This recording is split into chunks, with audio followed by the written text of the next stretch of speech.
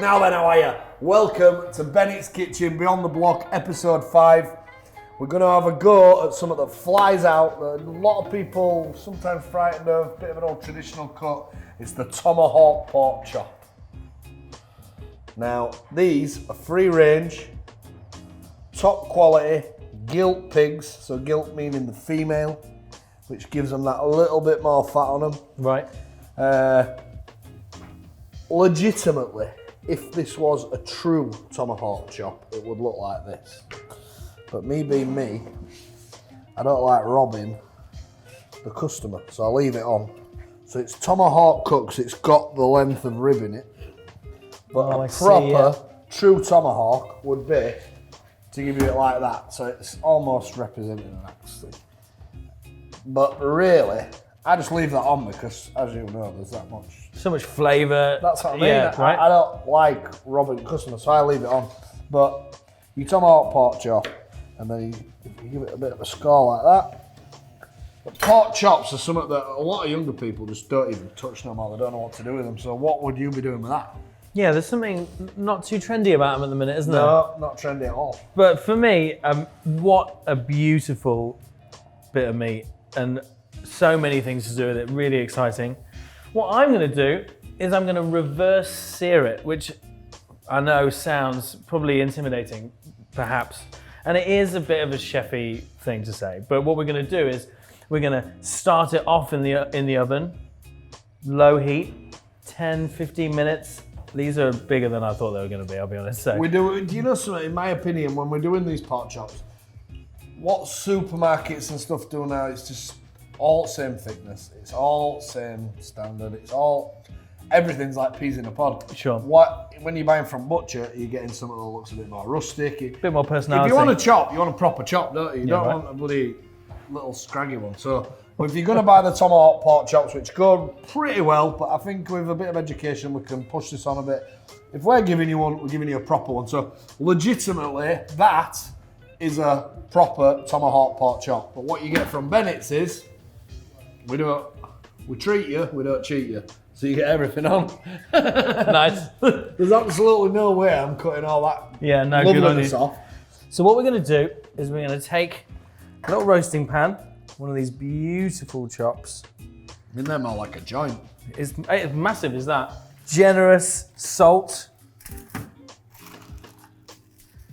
Now, what's really interesting about what you were saying earlier with cutting this off is that if we put this steak in the oven for 10-15 minutes before putting it in a pan, what's going to happen is that fat, this extra bit that you're giving customers, what's going to happen there is that's going to render out.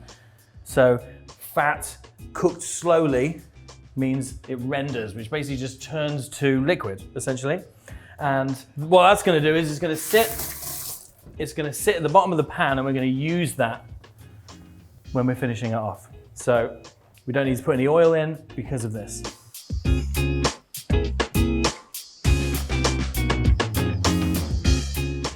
So we've had that in the oven 10 minutes.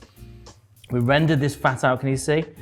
That beautiful fat there is going to add loads of flavour, and that's just a soft cook, one might say. And now we're just going to put this pan on a hot heat, a little bit of oil, tiny little bit, because we've got all of this fat that we're going to cook and use for flavour as well. And then when that gets up to temp, we're just going to sear this off, and it's going to take no time, and you're going to get a beautifully cooked pork chop all the way through in the pan. And like you were saying earlier, with pork, you don't have that like tiered system of this is rare, this is well done. Pork just needs to be cooked. Yeah. And because this has been in the oven for 10 minutes, this really should not take any time at all. All we're really doing is just trying to get some colour on it at this point. Will you be able to get that crackled up edge? Oh, do you want to do that? Should we give it a go? I like a bit of crackling. Yeah. I think if you want to do that, a little salt is going to help you out.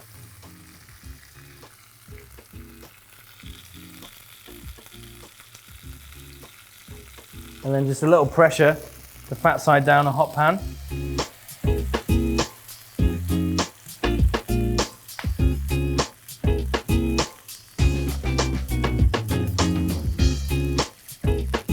So we've just seared that on both sides. It's come out of the oven, so most of the work's done inside the meat. And then we've just sort of, as you helped me earlier, just if you've got a minute, you know, just use this fat on a hot pan.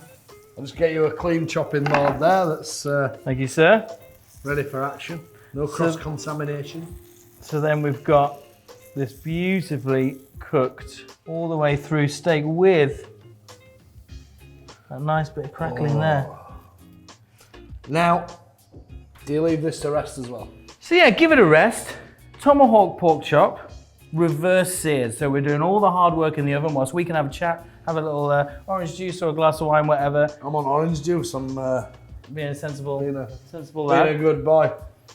And then out, a couple of minutes on each side.